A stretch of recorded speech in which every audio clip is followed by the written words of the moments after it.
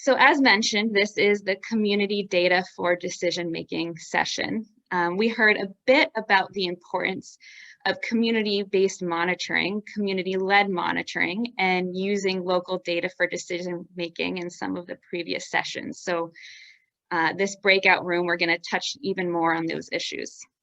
And just as a quick introduction, for those of you who aren't familiar with me, I'm Alexandra Gordon. I'm a Senior Program Officer at the J.C. Flowers Foundation. And so as most of you in this room are aware, there is a real global consensus around the idea that the collection and use of data at all levels is critical for malaria elimination.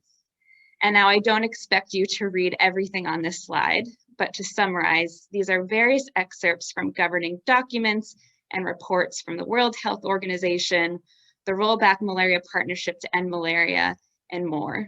And they're all emphasizing this important point of using data for decision-making and collecting high-quality data, using it to target interventions. At this point, we know that we can't have an a one-size-fits-all approach to malaria elimination. And what that means is we need to understand community-level realities, and we know that this requires the collection and use and ownership of data by communities at the community level. So I'm briefly going to share a little bit of our experience as the Isdell Flowers Cross-Border Malaria Initiative on collecting and using community data. So starting in 2020, our initiative began implementing a knowledge, attitudes, and practice study, or a CAP study. And the goal of this was to use malaria-related CAP knowledge to better understand local realities, for us to improve programmatic decisions, and also to encourage strategic action right at the community level. So this survey, it was administered to more than 10,000 households in 2020. And actually, many of the field teams are going to be starting the 2021 CAP survey next week.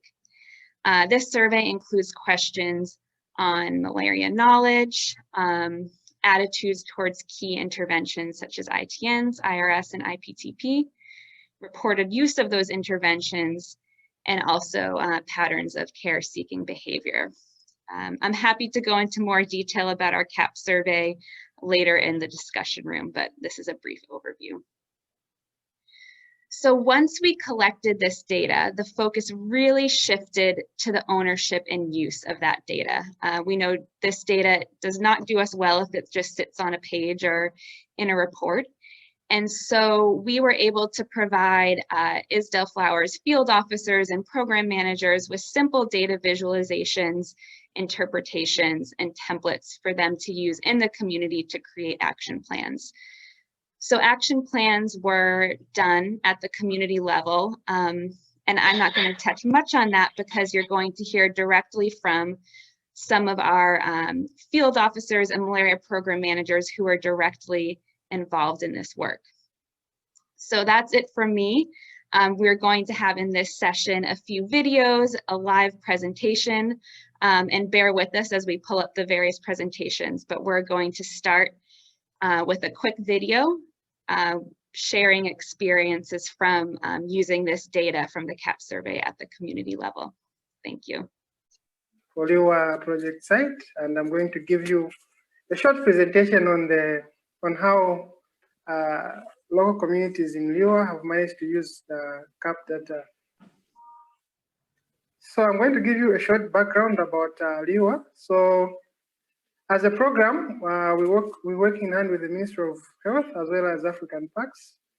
And within our area of operation, we have a population of over 30,000 people that are living within the park with 15 health facilities as well as 28 schools. And this area is always flooded during rain season. So it puts these communities at risk of malaria. So last year, as a program, we managed to conduct a CAP survey, and I'm going to focus mainly on one community where we conducted the CAP survey, which is a Lumei community. So,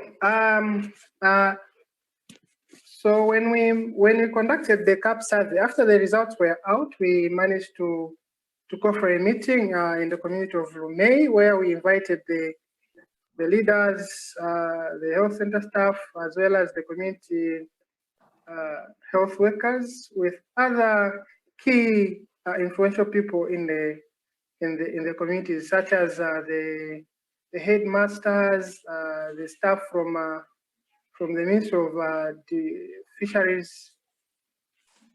So one of the things that came out from the CAP survey report was the fact that during the CAP survey, it was observed that only 70% of children that were that had fever were taken to the health facility within 24 hours. So this means that 30% were not taken on time. So according to the people that attended this meeting that we had called for, it was a problem in that it puts the lives of these children at risk. You know, sometimes it's very important that, especially if a child shows the signs and symptoms of malaria, that they are taken to the health community, to the community health worker or health facility for treatment and care. So when we asked how the community can solve this problem, so a lot of ideas were brought forth, but one of the key ideas that was brought forth was that the reason as to why children are not being taken to the health center or community health worker within 24 hours was because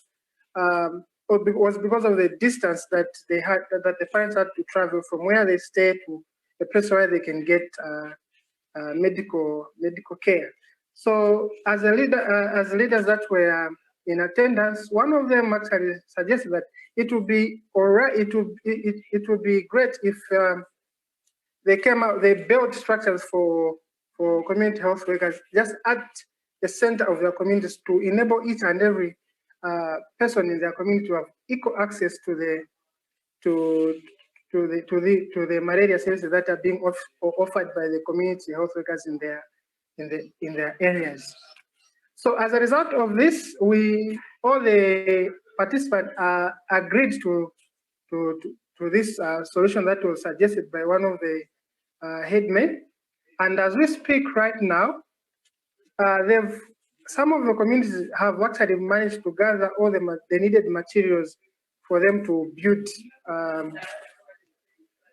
build these structures for the community health workers. So we can see from this case study of Lumei how data can be used to come up with solutions to the identified identified problems. So as a program, we don't just sit we don't just keep data to ourselves and probably come up with solutions on behalf of the community, but we take the data back to the community for them to come up with local solutions to the problems on how they can improve their situation, as well as improve the program's implementation as a whole. Thank you.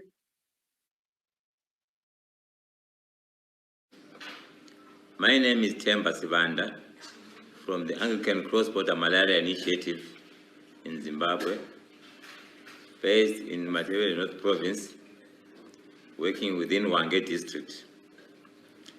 I am going to present on using community data, talking about the formation of an indoor residual spraying task force team in Dete, IRS task force team in short. Dete is located next to a railway line within Hwange National Park. Most of the residents stay in the high density area where pole and darker structures are found. There are about 1,200 households within Dete. 2019 community data showed that there was low IRS coverage, 63%, which is below 95% national target. refusals also constituted 21%. This was a cause for concern. Hence, they came about a decision to engage community-based IRS task force teams as a mitigatory measure to improve on future IRS coverage. This is whereby team members are assigned to receive and guide sprayers to every household within their locations. The IRS task force approach had recently worked well in Kamativi ward. I proceeded to consult and engage the DETE environmental health technician and the local councillor. A ward health team meeting was then convened to discuss the way forward and adoption of the IRS task force idea. The ward health team is a grouping of local stakeholders, including different private and governmental departmental heads, chaired by the councillor. This was well accepted, and the stakeholders were tasked with selection of task force members. Thus, the departmental and section heads selecting 1 or 2, even up to 3 participants, depending on the size of the different setups they represented. On the actual spraying day, the task force team members accompanied the sprayers, guiding them to the households. Noted refusals who came up with different excuses were referred to the EHT, the village health workers, and the malaria control agents for health education to make sure their households were not left out, convincing them by explaining how they will benefit with protection from malaria. For example, some would say they have a very young baby or a chronic disease person like asthma. Then the health team attended to that. Those who said they had no water, the council attended to that and made sure somebody provided water for to that household. Prior to the spraying season, those who had planned to travel had been told to leave keys with trusted neighbors for accessibility into their houses. Coverage improved by almost 20% to 80% according to Ministry of Health coverage records. Lessons learned here that in such situations, there happens to be a sense of ownership and pride for the achievement. They did it. They are bound to guard their accomplishment jealously. This was for the community by the community. Therefore, community engagement is key if programs are to succeed. Thank you.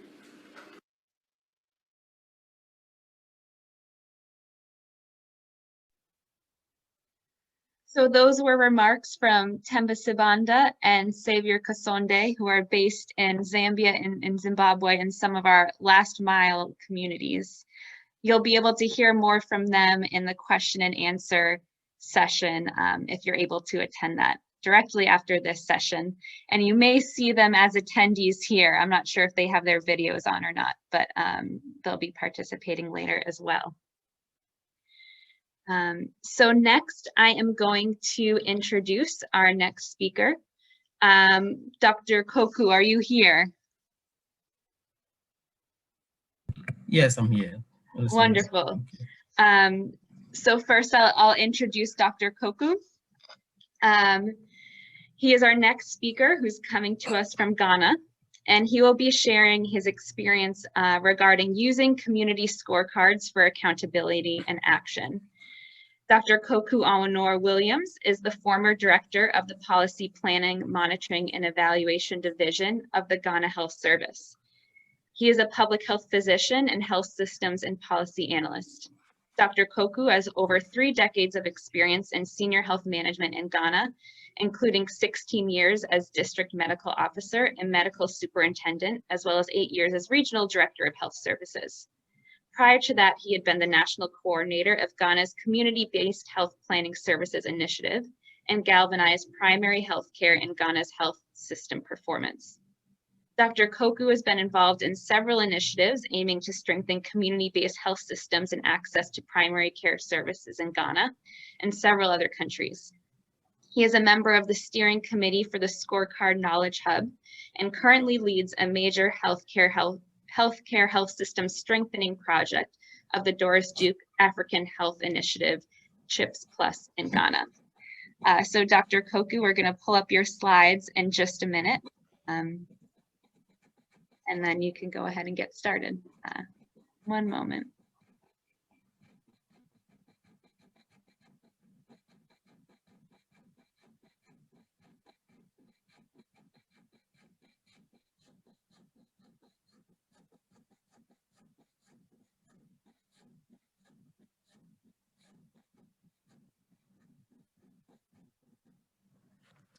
So thank you very much, Alexandra, and welcome everybody to this session, the importance of use of data for decision making. What I would like to do is to share in a few slides our country's experience in terms of the use of community scorecard to strengthen our health system through community engagement. Next slide, please.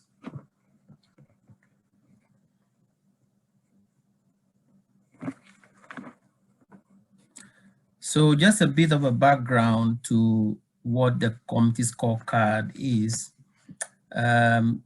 Basically, this was rolled out in Ghana with a lot of support from the African Leaders Malaria Alliance, ALMA. This scorecard, as you can see, has two processes involved in two components in the scorecard process. First of all, this is implemented with the community members and also with health facility staff and the various structures in the community, particularly the local government structure. And the idea is to use a scorecard through what we call a community-led process to promote social accountability and responsiveness, so that we can address some of the health needs in the community where community members will keenly participate. Now, our community health, primary healthcare system is such that we have what we call the Community Health Management Committee that decides and support the health delivery at each community level. So in every community in Ghana where we operate our health system structures, you know, the Community Health Management Committee Community Health Management Committees are available, and they provide oversight responsibility for the health service delivery. And these are people who are drawn from leadership of the community, opinion leaders, those who matter in the community to make an impact. So these community health management committees normally convene every quarter, every 3 months.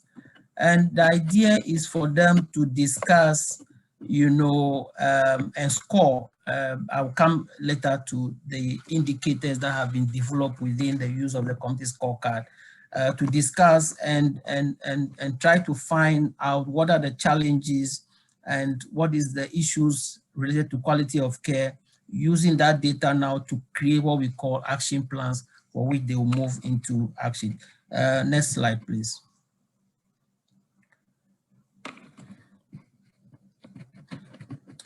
So the community scorecard is such that the community use the scorecard, like I said earlier, is an accountability and action tool. And in the terms of scoring, they will score 1 for bad, 2 for average, and 3 for good. As you can see on the slide, these are the 9 primary quality of care indicators that have been developed, you know, for the use of the community scorecard. And these scores that are the scores, as the score is computed, the score that gets the majority vote from the committee members is recorded to produce what is now the scorecard.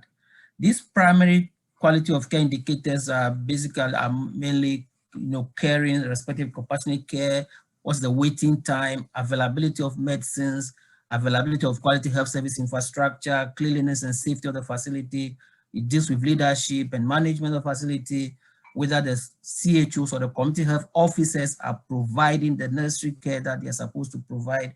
Do they go on home visits? And of course, one of the critical components in terms of the indicator is assessment in terms of cost, meaning that do they also have national health insurance services that are operating within their communities. So once these communities score and agree on the majority vote in terms of the numbers, the community then would develop what we call a community health action plan, which is called CHAP, based on the gaps that they have identified.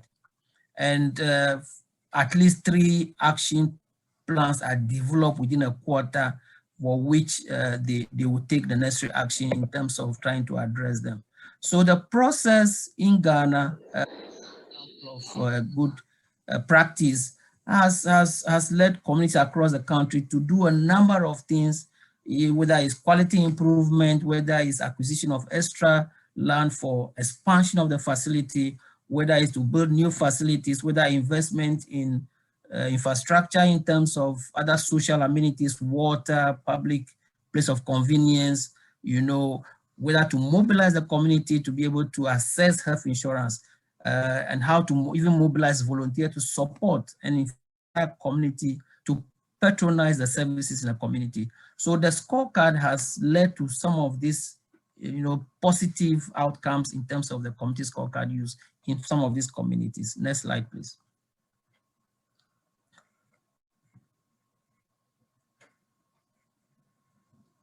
So just to say that this community scorecard, as you can see on the slide, is a bottom-up interaction, moving from step 1 to step 2 to step 3, step 4, and step 5. And the process is continuous. As I've indicated, the community health communities will conduct a tour of the health facility to understand the conditions of the infrastructure, for instance. Then through that, they will conduct the scoring section, by voting on each of the indicators. And the scorecard then will receive the majority votes. Then they will develop what I call the community action plan to address the problem that they've identified. As I said, at least per quarter, 3 of these problems are taken to be solved. There's an interface meeting that is held between these community health committees and the facility in charges. Again, basically to present what their findings. So basically this is led from what I call the demand side of the service rather than the supply side. And then the facility in charges will now step in to resolve the gaps within the 3 months quarter period that we talked about. In fact, these calls are then entered and then action plans are, developed into the scorecard platform, which is produced, and we have a color-coded scorecard and provide, this also is online. And of course, continuous processes that the government and partners can also use the scorecard to be able to track outcome and to know the gaps and see where they can put their support in terms of the community health services. Next slide, please.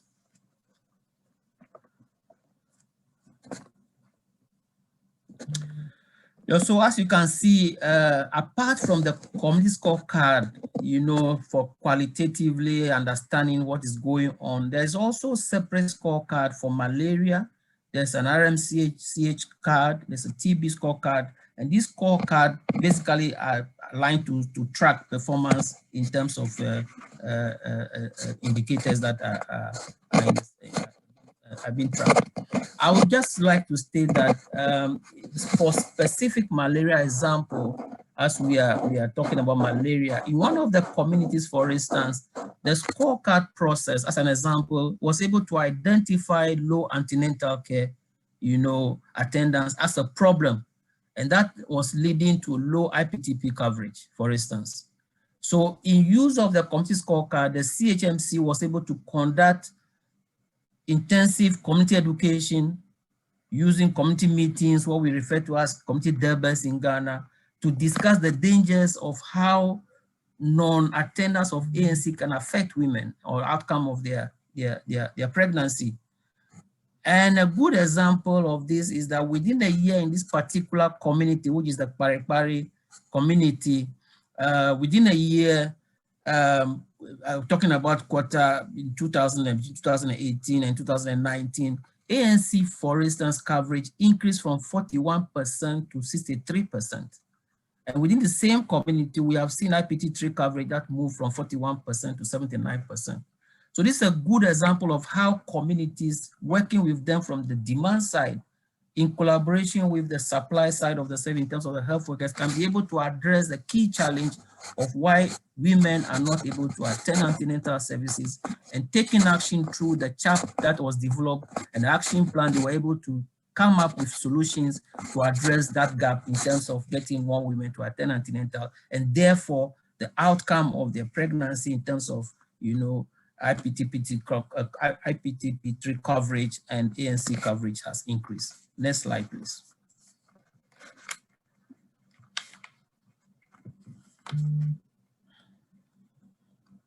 So in conclusion, just to say what are the next steps, for instance, the community health coverage now in Ghana have expanded from almost 23% to 33, 34%. And again, apart from government effort and the support from ALMA, I must commend ALMA for the level of technical support that has provided to Ghana. You know, other partners like UNICEF, you know, have been able to support that. Currently, we are in Ghana working on a grant proposal to the French government to scale up community scorecard nearly in the entirety of the country.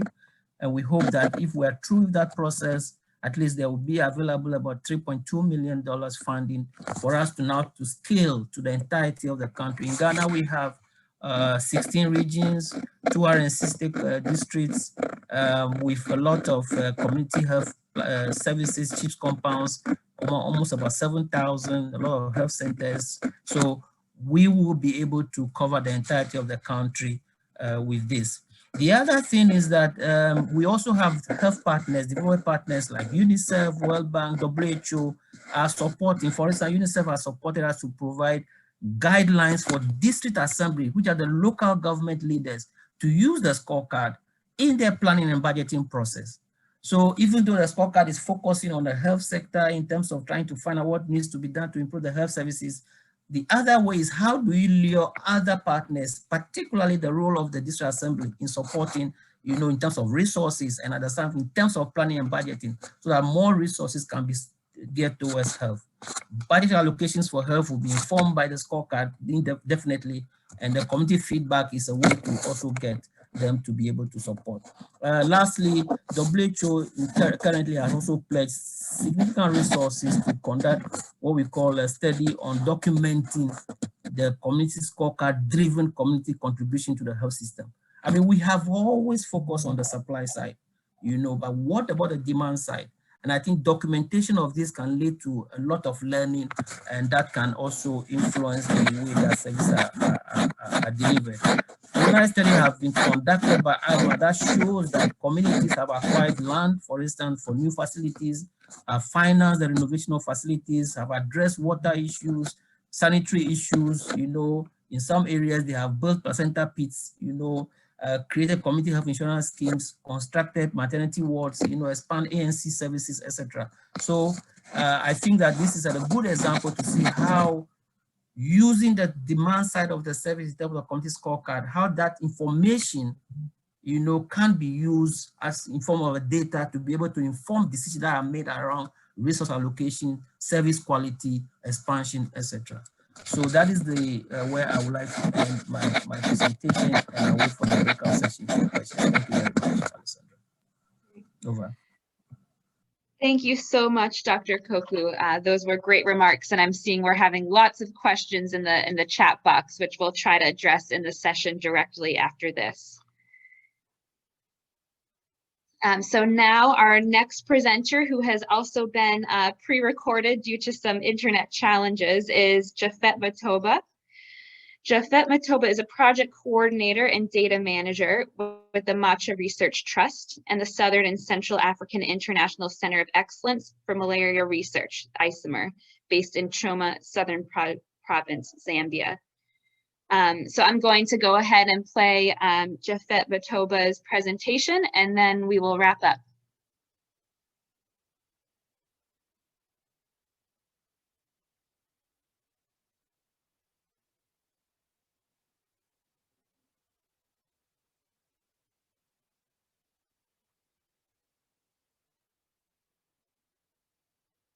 Thank you for having me.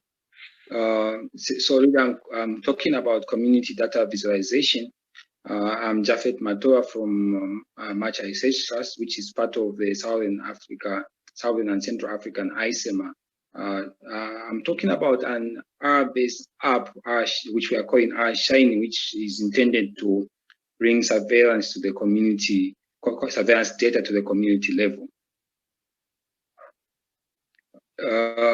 To start with, I want to bring your attention to the map on the left, which is from the Malaria Indicator Survey of 2018, where you can see that malaria transmission in the malaria prevalence in the country is heterogeneous, with the provinces in the north and the northwest having more cases, while southern province has very few cases, and by prevalence in under 5 children had none at the time of the indicator survey. But on the right, you see from the graph that Dr. Phil Tuma has been generating since 2008 that although malaria has been on the decline and southern province is a low transmission setting, the Macha area still continues to record a number of malaria cases, and some of these are in under 5 children, although the burden is more on those who are above 5 years old. So really, malaria transmission continues in pre-emination settings such as Macha. In terms of the current scenario of community malaria surveillance, you have health center staff and community health workers submitting weekly reports for malaria surveillance via simple message text services and to reporting platforms such as DHIS2 and HMIS. While on the other hand, they do not have tools that allows them to visualize this data and help them to understand what is occurring at the sub-health center level. This, of course, is surprising, because even if they are key in this area. Now, what you are seeing is the National Malaria Elimination Strategic Plan guiding principle for malaria elimination, which has its first principle as the health center facility catchment area being the unit of elimination and the intervention. So from this, you can see that the community level surveillance tools are important to help fight malaria, because the health facility catchment area is the unit of focus. That's how we were able to come up, we decided to come up with the R-Shiny app. The R-Shiny app, which was meant to address this unmet need of data visualization, and we developed it so that it can break down the surveillance data to the health center catchment zone, and we worked together with a colleague from Johns Hopkins University, Anton Vitt. So in terms of the objectives of this creation of this app, we were hoping to create, to have the local public health officials be able to visualize this data and also make informed decisions from it. But our overall aspiration was to create local ownership in the community health workers, health center staff, traditional leaders, and the members of the community by making this data accessible to them through visual means. The key features of the app include the ability to visualize key malaria indicators through maps and time series, as well as the ability to identify specific zones or villages in which malaria cases arose from. So we also wanted to assess, to find ways of identifying use case scenarios for the malaria surveillance data, which is routinely collected. In terms of how the data flows, you see that the community health workers, health center staff send weekly surveillance data to MRT via SMS, and MRT uploads this data to RedCap, Then from RedCap, the data is picked up by the R-Shiny app and is updated within a week of its upload to the server. And this data is channeled back to the community and the health center staff, either through mobile phones or computers, which are at the health center. So our pilot was aimed at assessing whether the application is usable for these targeted audiences, and also testing the feasibility of implementing it at a larger scale for community targeted interventions.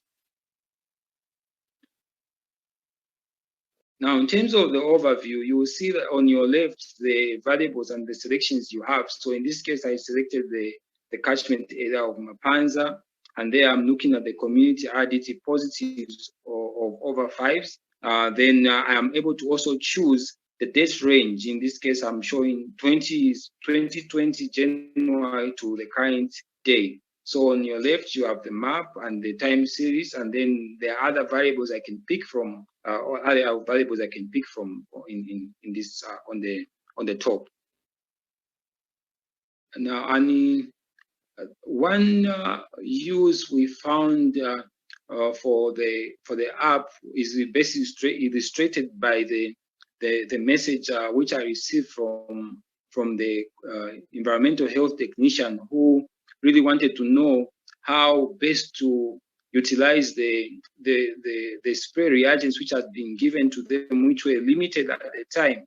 So how we could forecast those and optimally use them. So what we responded with was by taking them through the app. And when we look at the app, at the catchment, the Macha catchment, hospital catchment level, you will see that Mapanza is one of the areas with a high number of cases, and they look homogeneous at this point. But if you zoom in, you will see that these cases are really heterogeneous in nature and are only in 3 zones. So with this data, we're able to show the environmental health technician which the areas which are key for targeting, and they were able to utilize these little resources to target these 3 zones and worked with the sprayers and community health workers to spray in these regions. So another useful feature of this is or what the government is planning in terms of reactive or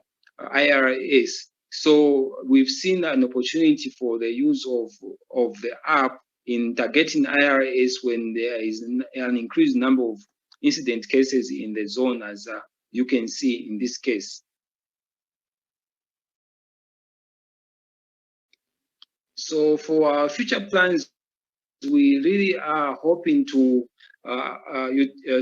assess the programmatic utility of the R-Shiny app in identifying focal areas for malaria transmission at either the health center or the zonal levels to guide the elimination efforts.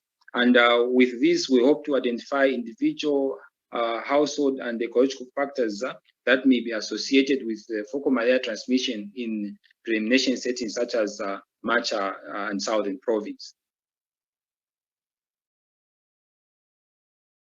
Next slide.